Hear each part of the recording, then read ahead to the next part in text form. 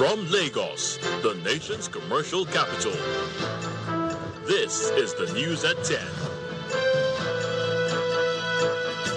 Live from Channels Television. Reporting tonight, Melinda Akilami. Hello and welcome. Tonight, Vice President Kashim Shettima joins other leaders across Africa and beyond at the opening of the 39th Ordinary Session of the Assembly of Heads of State and Government of the African Union in Addis Ababa, Ethiopia. Some communities in Oyo local government area of Kwara State confirm receipt of threat letter from suspected bandits as community leaders call for deployment of security personnel to the area. President Bola Tinubu attends the grand finale of the Argungu Fishing Festival, reaffirms commitment to securing the nation. And U.S. Secretary of State Marco Rubio assures European leaders that America does not plan to abandon the transatlantic alliance. On Sports News tonight, Kenya Exra Kerry and Ethiopia Mesre Dinke stormed to commanding victories at the 11th edition of the Lagos City Marathon.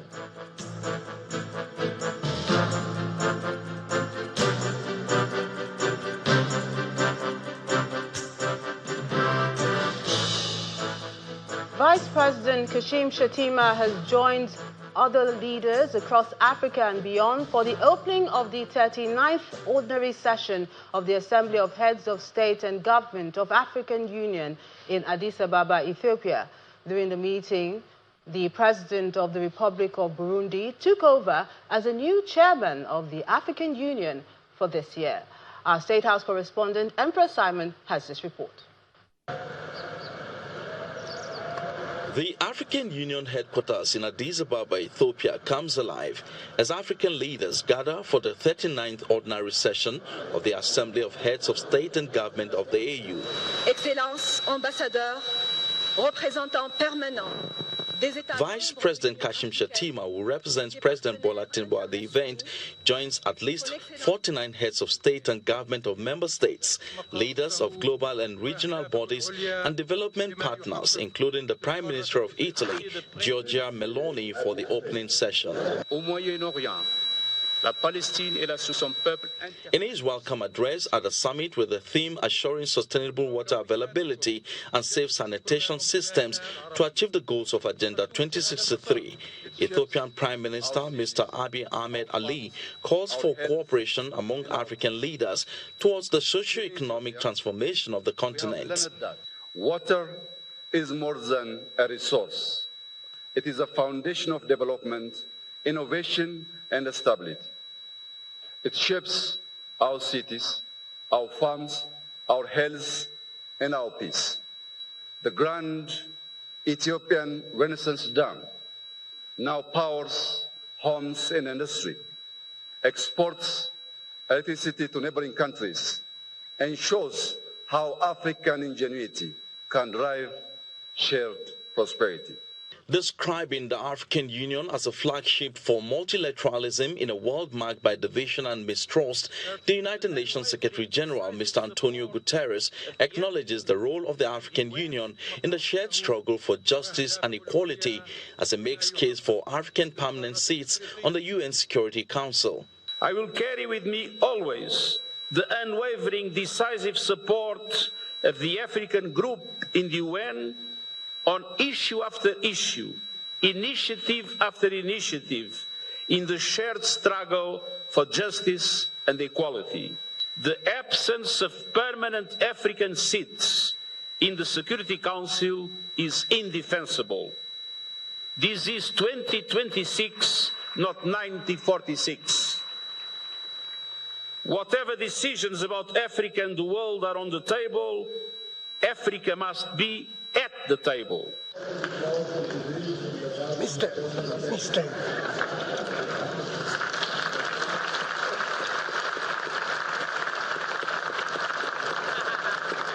The plenary witnessed the assumption of office of the new chairman of the African Union, President Evariste Ndayishimiye of the Republic of Burundi, who succeeds President João Lourenço of Angola, signaling fresh leadership for 2026. Emperor Simon, Channels Television News. Staying at the AU summit, Vice President Shettima has also reiterated Nigeria's call for comprehensive reforms of the United Nations system to reflect evolving realities. He emphasized that Africa must have strong representation in decision-making structures.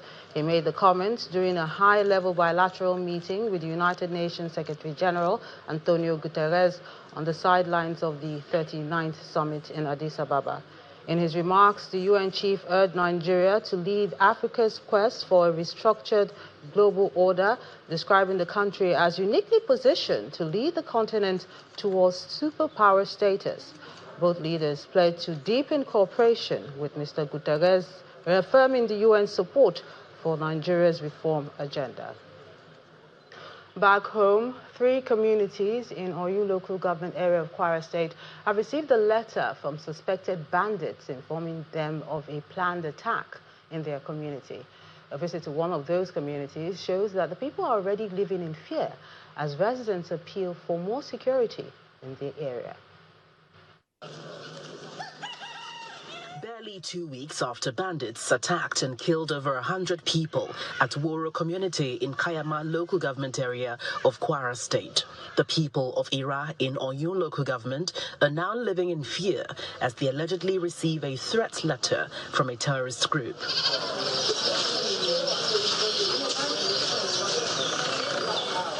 The group in the letter claim they will soon attack 3 communities, namely Ira, Inoja, and Aho.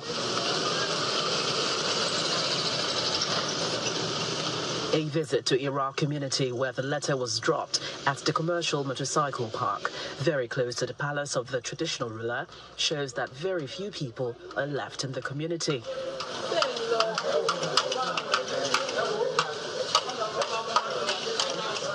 One of the residents who saw the letter makes some clarifications. In that letter, they said they are coming to Ira, Inaja, and one village again, Aho. They say they are coming there, and first of all, they are coming to Ira because they learned that Ira is very powerful. Some of the community leaders here are not satisfied with the number of security personnel on ground. My appeal to the state government and the federal government to come to our aid, to provide security. And the people of my community, we have had series of meetings. Let them know that we have to be very, very vigilant. And even all the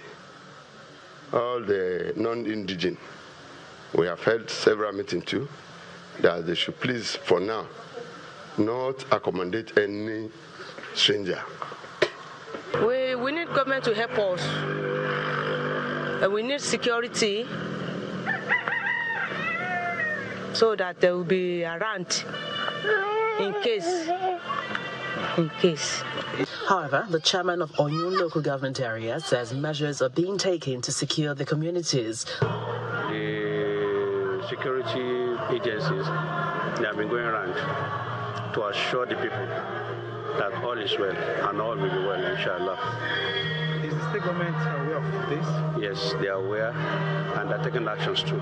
The 3 communities that are currently under threat by bandits share border with neighboring Osun State, and residents hope that a collaborative effort from the 2 states will go a long way to stabilize the communities while the security agencies investigate the veracity of the letter. In Niger State, armed bandits have allegedly killed 6 people and set a police station ablaze in Abogu local government area. The attack on Tugana Mekeri reportedly began at 8 p.m. on Friday when over 200 armed men stormed the village, shooting sporadically and setting several houses ablaze. Residents say they operated for hours, leaving 6 people dead and many others abducted. Then the bandits moved into Konkoso community this morning, where they reportedly operated without visible security presence. During the incursion, a police station in the town was set ablaze, further escalating tension in the area affected communities for an on-the-spot assessment, while efforts to rescue the abducted victims and restore calm are ongoing. The incident has once again raised concerns over security in parts of Bogu local government area, with residents calling for urgent reinforcement to prevent further attacks. The Kogi State Commissioner of Police has expressed optimism that the recent security measures adopted by the state government, including the temporary closure of public and private schools and the ban on vigils, will strengthen security across the state. Addressing journalists in Lokoja, the Kogi State capital, he said the police is prepared to enforce the decision of the state government to protect all soft targets and law-abiding citizens. Earlier this month, the state government announced the temporary closure of public and private schools with the exception of tertiary institutions. The Kogi state government is taking measures to forestall any threats to security in the state by closing schools, motor parks, markets, and placing a ban on vigils of any sort.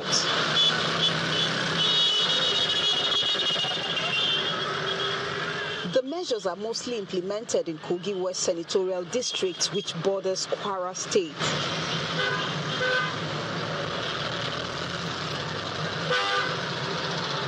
The state shares borders with 10 states and the Federal Capital Territory. Most of the states have reported security breaches. The police in the state commend the security measures.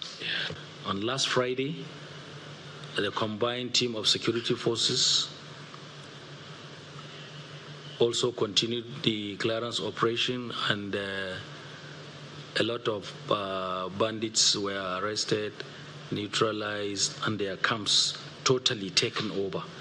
Beyond the measures, the police is asking residents to be vigilant in addition to exposing criminal elements in the state. People know that this operation is to further improve the security of the state, improve the quality of their lives, protect them and their properties.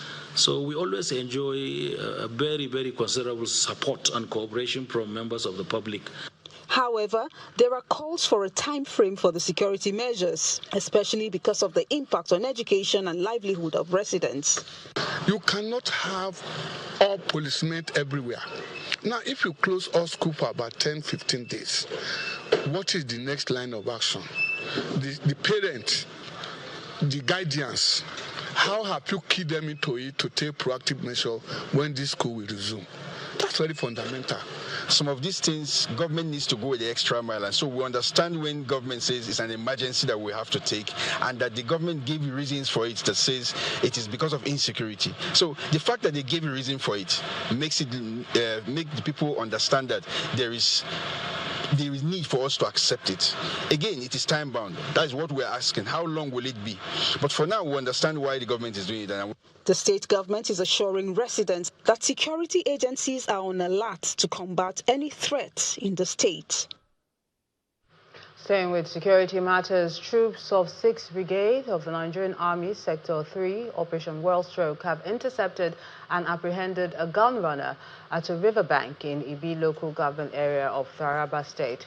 The suspect was arrested following interagency collaboration on actionable intelligence in accordance to the mandate of the Chief of Army Staff to get rid of criminality in Taraba State and beyond.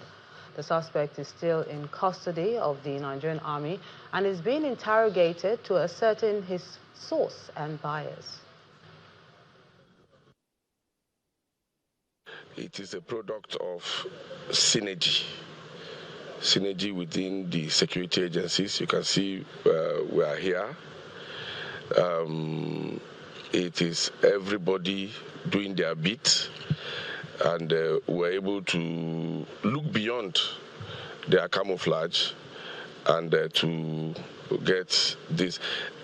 These are medium caliber machine guns that have capacity to do a lot of damage. But by the synergy we currently have in Taraba, we're able to intercept it and cut them off.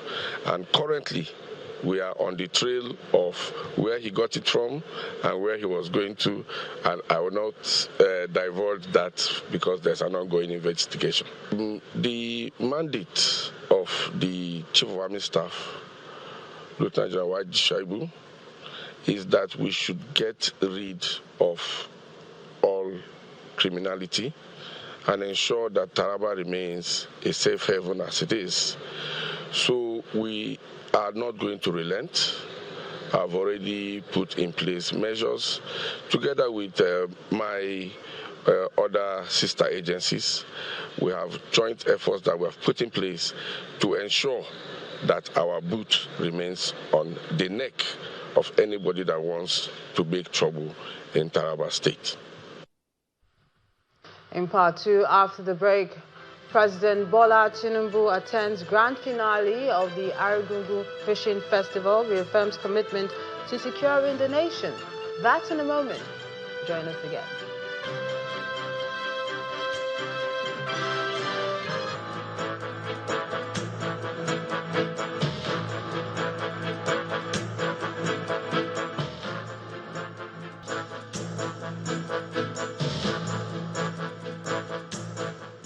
Welcome back. If you've just joined us, you're watching the news at 10 on Channels Television, broadcasting live from Lagos. A reminder about top stories. Vice President Kashim Shettima joins other leaders across Africa and beyond at the opening of the 39th Ordinary Session of the Assembly of Heads of State and Government of the African Union in Addis Ababa, Ethiopia. Some communities in Oyo local government area of Kwara State confirmed receipts from some persons suspected to be bandits as community leaders call for deployment of security personnel to the area. President Bola Tinubu attends grand finale of the Argungu Fishing Festival, reaffirms commitment to securing the nation.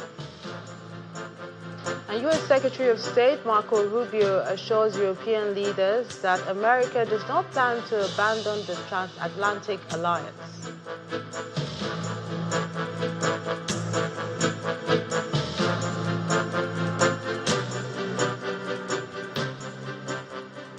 The Argungu Fishing Festival is a 4-day cultural event in Kebbi State that culminates in the famous Grand Fishing Competition at the Matanfada River. The 2026 edition was especially symbolic, marking the restoration of peace and stability to the region.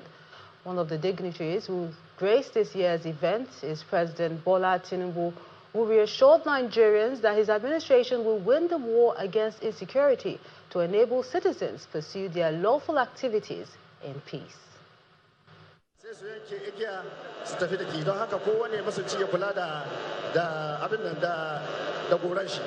This is the Matanfada River, where over 50,000 fishermen from different parts of the country converged, all hoping to catch the biggest fish.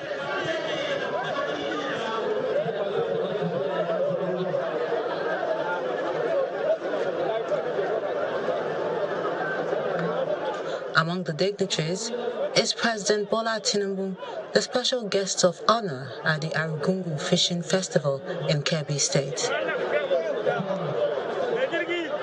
Speaking at the occasion, the Emir, Muhammad Mira, commended the federal government for its developmental strides, noting the Sokoto-Badagry superhighway, which passes through his domain. We know with immense pride the leadership and the training of our health workers.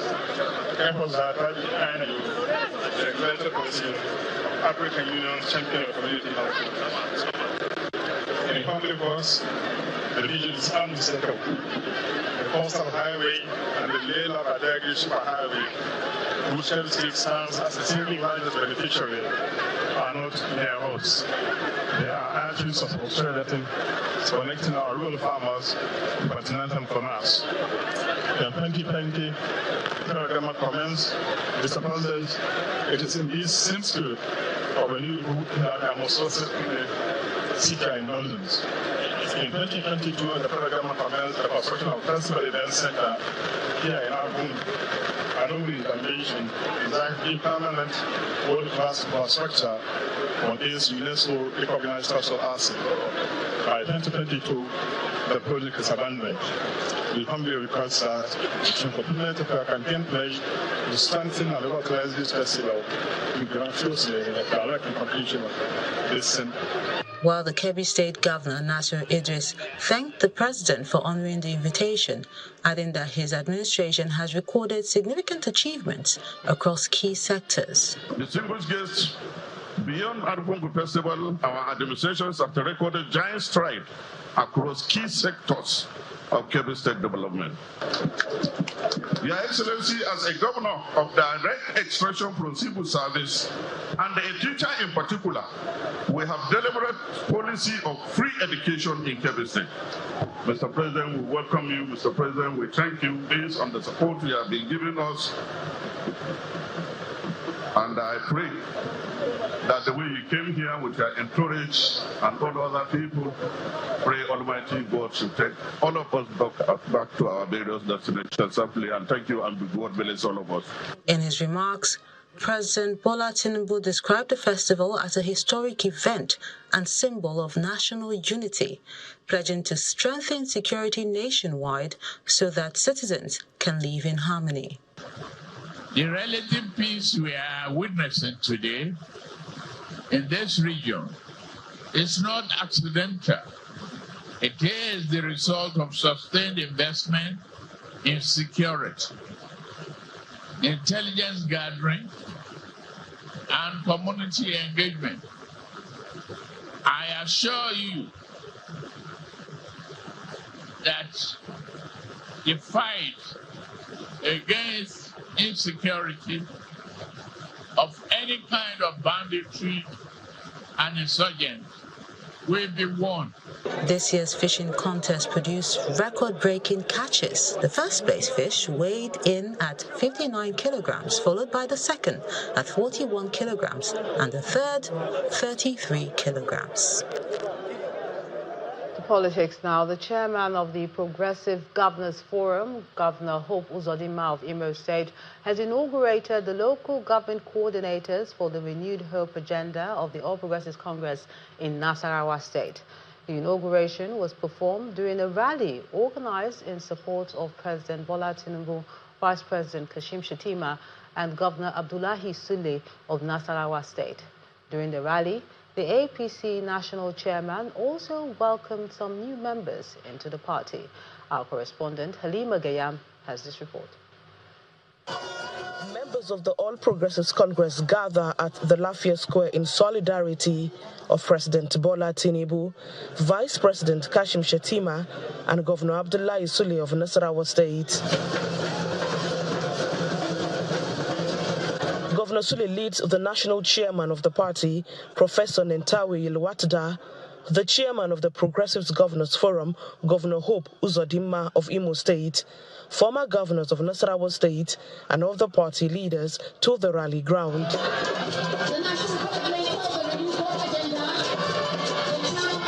He reiterates that the solidarity is a testament of the people's appreciation of the administration of the APC at the federal and state levels. This is a confirmation that indeed what I have been telling you, that the massive changes you are seeing in Nasarawa State that you never even dreamt of are happening because of the reform carried out by Mr. President. The Solidarity Rally also featured the inauguration of the zonal, local government, ward and polling unit coordinators of the Renewed Hope Ambassadors. Preach the gospel, evangelize, take ownership, preach the message that there is a new Nigeria and that a new Nigeria is possible. And under President Bola Ahmed Tinubu, that things have started changing. The party also received some defectors, including the senator representing Nasarawa West, Senator Ahmed Wadada, a former senator, lawmakers at the State House of Assembly, among others.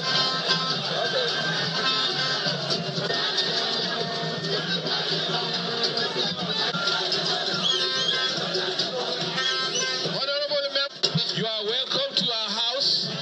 You are welcome to your home. This is a home. This is a place of abode. This is a place of friendship. This is a home for everybody. The The leadership of the party in the state maintains that the party remains the one to beat, stating that it has strengthened its footing in the state. Halima Agayam, Channels Television News. Some Rivers women have welcomed the peace deal between the governor, Siminalayi Fubara, and the FCT minister, Nyesom Wike.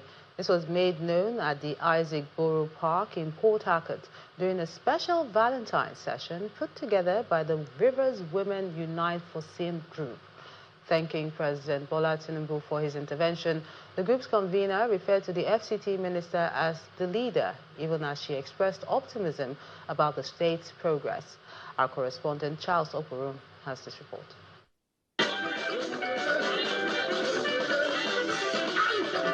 It's all smiles and jubilation today for the Rivers Women Unite for Sin group. Decked out in vintage attire, the women are dancing through the day to the sounds of a live band playing old school favorites.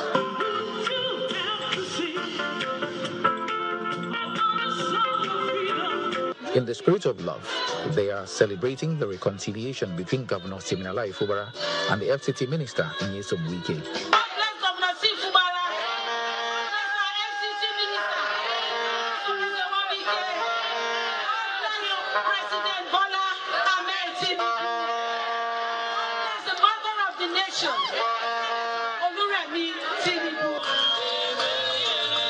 The group's convener, Sotoye Fulton, says the peace agreement this time will be lasting and expresses optimism that the state will move forward as a result. If we truly believe in the renewed hope agenda, then it's time to sheath our swords and move forward so that our youth will have something to believe in. Yes, I do agree. People are going to say they've settled once, twice, and all of that. It is life. We are praying women, and we pray that this time it will be lasting peace, that the peace will be sustained. And today, on a day that the whole world celebrates love, whether wrong or right, and charged in this reconciliatory mood, we say peace to all mankind. We say peace is welcome in Rivers State. We say the peace, the reconciliation that has taken place between His Excellency Siminalayi Joseph Fubara and His Excellency the FCT Minister, Chief Nyesom Wike, may it last so that our land will begin to see good. While others look forward with cautious hope. We are only teenagers, but this is our future. For the love of our state and for the love of our country, please choose lasting peace, choose love, choose permanent reconciliation. The various groups should learn to forgive. Let bygone be bygone. Let Rivers State attain the height it has been in the past, even surpass it.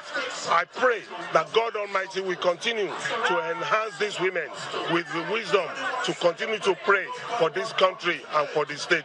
Today is a happy day, and I thank God that everything is working as it is. All we've been planning and hoping for was lasting peace, and by God, lasting peace has come.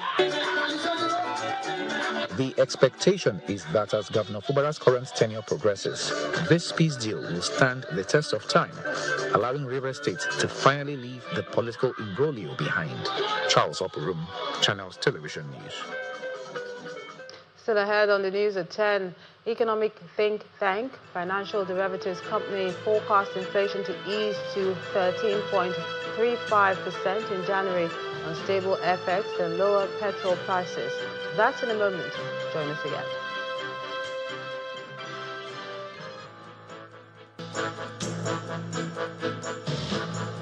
Welcome back.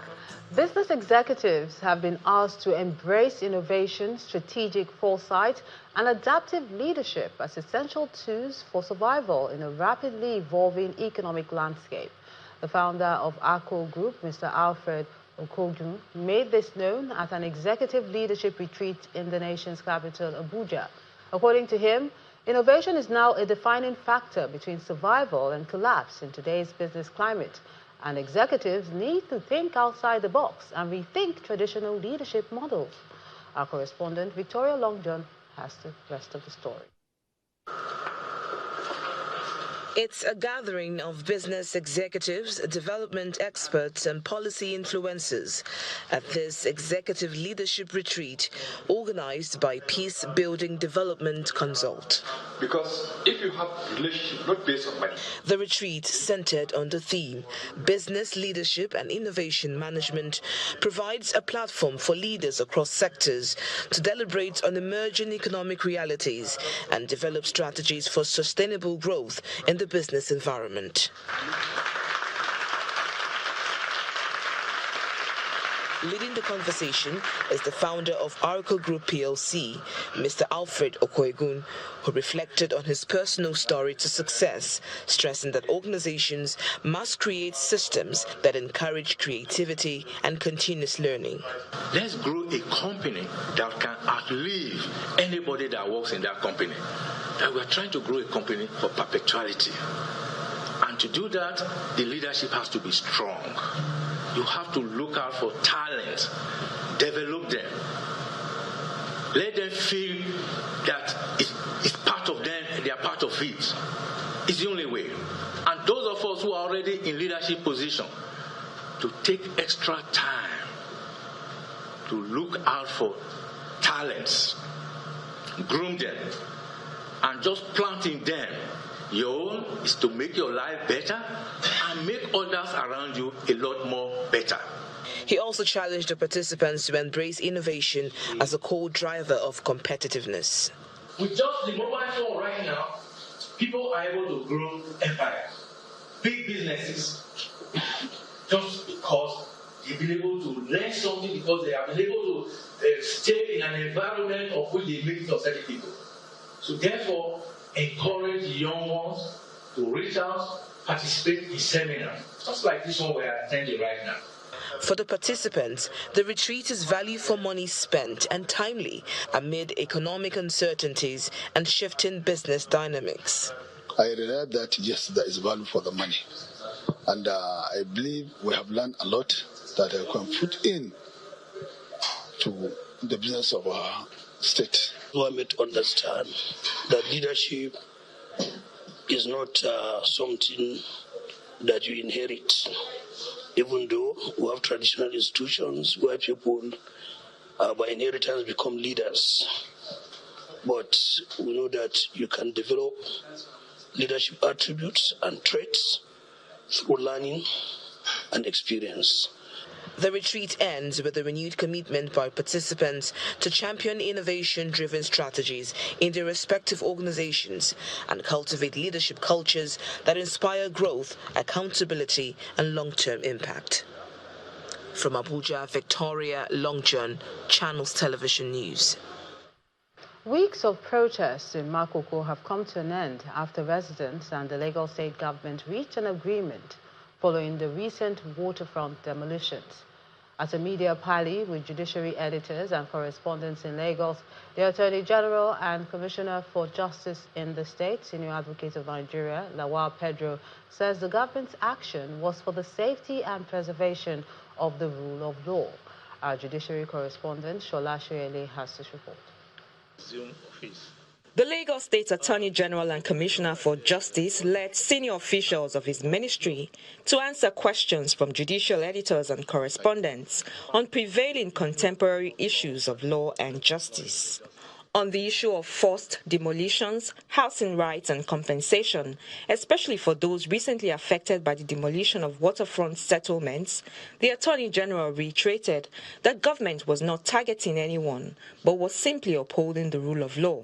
Everything is governed by law. So there's a rule of law. And that is when a society is governed by law, that we have peace, orderliness, and good governance. Without it, no. Some of you may not know, we used to have Morocco. We cannot allow such places like Morocco of the old to fester again in Lagos. It was disastrous. All these people do not have approval. So it is not that it's a deliberate forced demolition. No, it's not. notices were served, and anybody that said notice has not been served, let him bring it to justice. We look at it. But I can say government cannot condone illegality or compensate illegality. It's not done in anywhere of the world. On the issue of compensation and resettlement, the Attorney General explained that government will not shy away from saying if it is justified. And that has been the principle of compensation resettlement. When it is justified, it will be done. Even of recent, the one the governor did at that place towards Third Mainland Bridge. Oroshoki, he gave some more people compensation. They came, they collected. Are you with me? But that was some magnanimity of Mr. Governor. They are not entitled, not as of right. On issues of access to justice and speedier dispensation of court cases, the AG is optimistic that things will significantly improve, especially with measures being taken to strengthen the justice sector in the state. We are also planning to appoint more judges in Lagos very soon, once the court is finally rebuilt. As far as we are concerned, Lagos we should have not less than 100 judges to be able to cope with the litigation in the state and the number of people we are. And that's why we are coming up with the administration of civil justice law to ensure cases, civil matters, do not last for too long in the state by the procedure we are putting. The media chart concluded with a reaffirmation of the ministry's commitment to continuous reform, stakeholder engagement, and the delivery of a justice system anchored on efficiency, fairness, and accountability. Shola Shieli, Channels Television News. Company news now. The Group Managing Director and Chief Executive Officer of SG Holdings Limited has announced that the multinational conglomerate's gross earnings now exceed 585 billion naira, praising the company's resilience, performance, and team spirit. He made this known at a gala night hosted in Lagos to reflect on and celebrate key milestones, growth, and achievement over the years, while envisioning many more years of excellence for the company.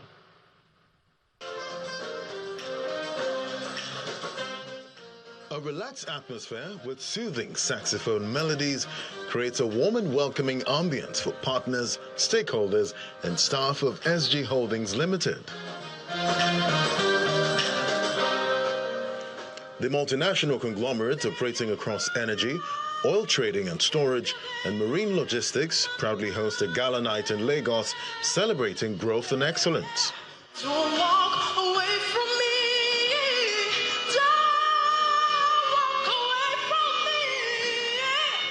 The Group Managing Director and Chief Executive Officer of SG Holdings Limited, Mr. Deji Shomoye, reflects on the company's achievements and key milestones as he delivers an enthusiastic welcome address. Tonight is about shared success, strong relationships, and collective progress. Over the years, we have quietly built a solid track record of consistent performance, supported by disciplined execution and strong governance. Today, our balance sheet stands at over 500 billion naira, and with gross earnings exceeding 585 billion naira, and a capital base of more than 272 billion naira. Goodwill messages pouring from the Group Chairman of Heirs Holdings, Mr. Tony Elumelu, commending the outstanding leadership and remarkable progress of SG Holdings Limited. Well done, Deji. I'm super excited, happy, and proud of you, and I thank God. And I thank God that I came here to witness this. Everything you've seen here, the journey so far, and even the journey ahead, is quintessential Deji Shomoye. SG Holdings Limited was founded in 2015 with diversified investments spanning energy, marine logistics, agriculture, commodities, and infrastructure, and has since expanded its footprint beyond Nigeria. SG Holdings is a Nigerian company, but also has our footprints outside Nigeria. We're in London, we are at least in Accra, we're in Cote d'Ivoire, in order to reach some of the countries that we provide services for. A very great year we had last year, and this year, by God's grace, we should be able to do more. And our plan this year is to see how we can double what we did last year. G-A-C-Y, legacy. The gala night winds down with a ceremonial cutting of the cake as the management of SG Holdings Limited looks ahead with optimism to continue driving growth, innovation, and lasting impact in the years to come. The hydrocarbon pollution remediation project, HYPREP, says is training 100 Ogoni youth in seafaring, which aligns with the federal government's blue economy objectives. Disclosing this during the closeout ceremony in Port Harcourt, the River State capital, HYPREP's management says the initiative is designed to provide alternative sources of livelihood and discourage illegal activities that threaten the environment. Our correspondent, Deborah May Fabresima, has this report. And you're about to go into the well. 4 months ago, 100 Ogoni youths began intensive seafarers training at the Charking Maritime Academy under HYPREP's Sustainable Livelihood Program.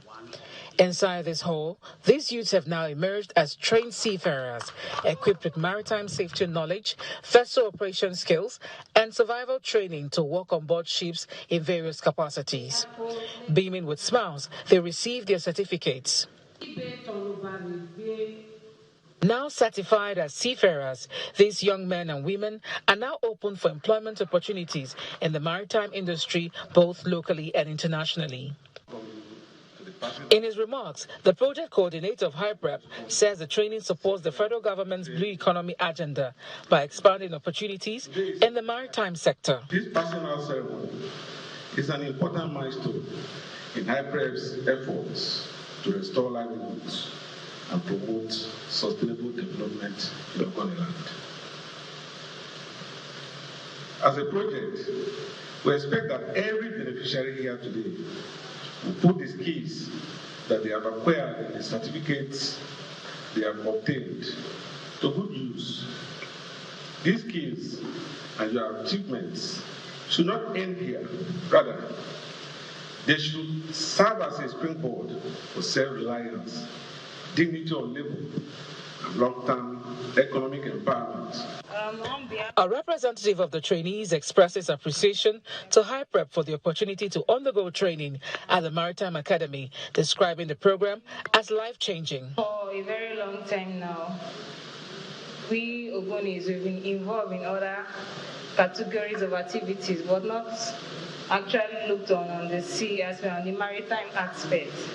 But we are really grateful for this opportunity given to us.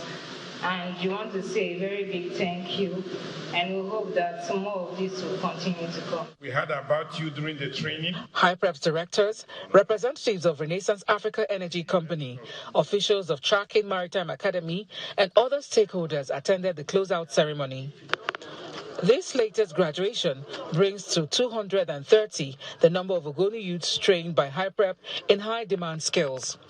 The project is also ready to commence trainings in mechatronics, and phase 2 of aviation are ongoing, while additional programs in full-stack development, cybersecurity, GIS and remote sensing, commercial diving, industrial welding, solar installations, and agric skill enhancement will commence soon. Deborah May Fabresima, Channels Television News. Nigeria's inflation rate is expected to ease to 13.35% in January from 15.15%, ahead of data due on Monday from the National Bureau of Statistics, and that's according to financial derivatives company FDC, which cites better food supply, FX stability, lower petrol prices, and softer post-holiday demand as key drivers. Food inflation is projected to fall to 8.85%, while core inflation may also slow as logistic costs ease and demand softens after heavy festive spending. The Central Bank of Nigeria meets later this month, and economists say a sustained disinflation trend could open the door to a modest rate cut. The federal government has rolled out an emergency intervention to eliminate some pests threatening tomato and sugarcane production. The program provides farmers with approved pest control inputs, technical guidance, and integrated pest management support. The Minister of State for Agriculture, Aliu Shabi Abdullahi, said the initiative aims to protect farmers' livelihood, reduce post-harvest losses, and boost agricultural resilience, especially in states like Kano and other key farming areas.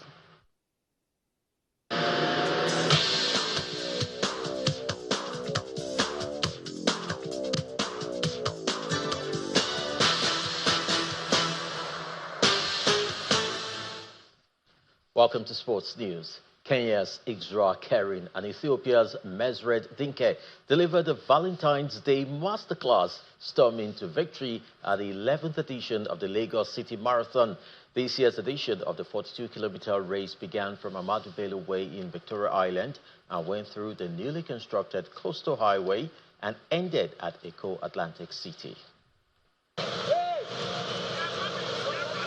The Lagos City Marathon took a different route this year, departing from its usual starting point at the National Stadium in Surulere and finishing at the Eco Atlantic City in Victoria Island. This year's edition of the Gold Label race began on Ahmadu Bello Way in Victoria Island and passed through the newly constructed Coastal Highway.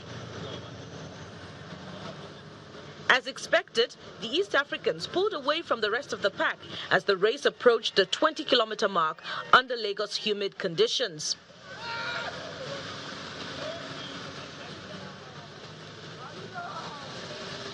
Kenya's Isra Kerin crossed the finish line at the Eco Atlantic City in 2 hours, 11 minutes and 55 seconds to win the men's race.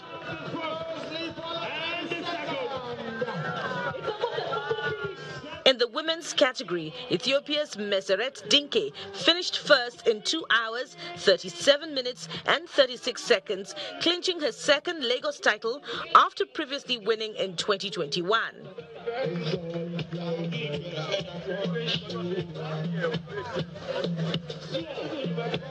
Organizers believe the marathon has reinforced its growing reputation as a premier long-distance race on the continent. When you talk about marathon around the world, you talk about New York Marathon, Boston Marathon, Lagos Marathon. So we're on the map, and that's what is important. So when you count the first 10, 15 marathons in the world, Lagos is in the conversation. What's happening here clearly aligns to our vision, the Need Hope initiative for a just sports economy, where it's just not about the sport, it's about the economy. If you look at the economy happening throughout this race, not just today, all through the week, how many people were involved in putting everything together, putting the road together, for the people that came all over the world for the race. Imagine the input into the Lagos state economy and the tourism that we are talking about. This is what we all need to be, and of course we had an amazing race. Both winners received $50,000 for their achievements in Africa's only World Athletics Gold Label road race.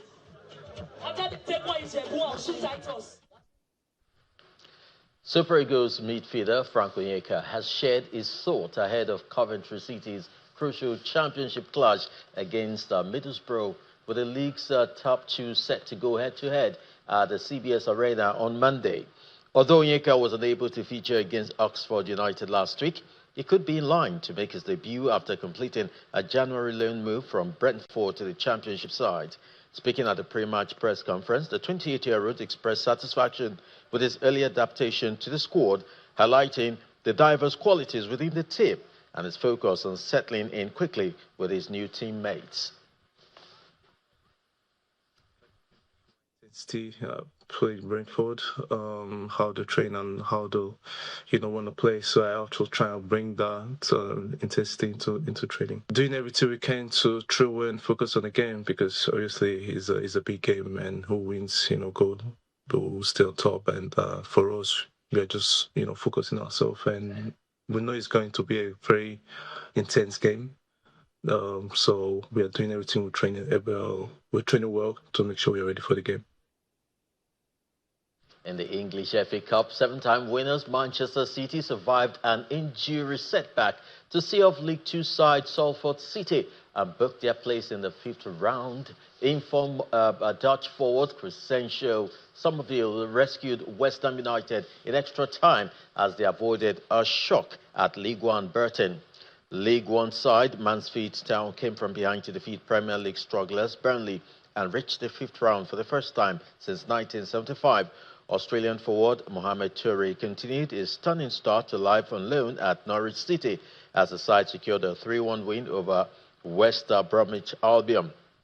Southampton knocked 2021 champions Leicester City out of the competition after scoring in the second half of extra time at St. Mary's.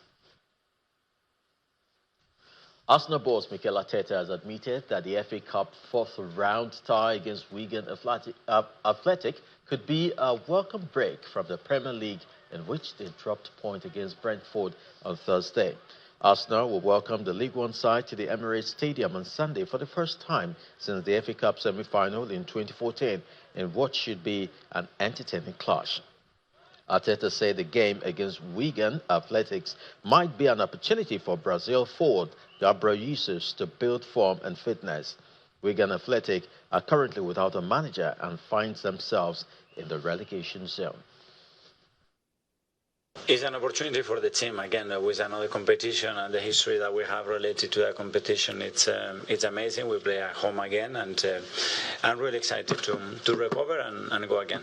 Every 3 days we are getting so used to playing different competitions, home or away, and we know what that competition means to the club, to ourselves, and go step by step.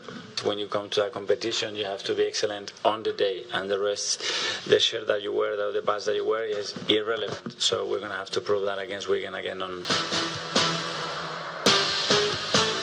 Many thanks, Chris. On the international scene, the U.S. Secretary of State Marco Rubio has assured European leaders that America does not plan to abandon the transatlantic alliance. He told the Munich Security Conference that the United States does not seek to separate, but revitalize an old friendship and renew the greatest civilization in human history. He criticized European immigration, trade and climate policies, but the overall tone of the closely watched speech was marked different from Vice President J.D. Vance's speech at the same event last year, during which he scolded the continental leaders. European Commission President Ursula von der Leyen said she was reassured by Mr. Rubio's remarks. Russian opposition leader Alexei Navalny was killed using a poison developed from a dart frog toxin. The UK and its European allies made this known at the Munich Security Conference on the 2nd anniversary of Navalny's death at the Siberian penal colony. Following an analysis of material samples found on his body, British and his European allies have formally accused the Kremlin of poisoning the opposition leader with a rare biological substance. Foreign Secretary Yvette Cooper said only the Russian government had the means, motive and opportunity to use the poison while Navalny was imprisoned in Russia. However, Moscow has dismissed the finding and labeled it an information campaign. And the main news again. The Vice President, Kashim Shettima, has joined other leaders across Africa and beyond at the opening of the 39th Ordinary Session of the Assembly of Heads of States and Government of the African Union in Addis Ababa, Ethiopia. Some communities in Oyo local government area of Kwara State have confirmed the receipt of a threat letter from suspected bandits as community leaders call for deployment of security operatives to the area. President Bola Tinubu has attended the grand finale of the Argungu Fishing Festival, where he reaffirmed his commitment to securing the nation. And U.S. Secretary of State Marco Rubio has assured European leaders that the United States does not plan to abandon the transatlantic alliance. That's the news at 10 tonight. I'm Melinda Akinlami. On behalf of the team, good night.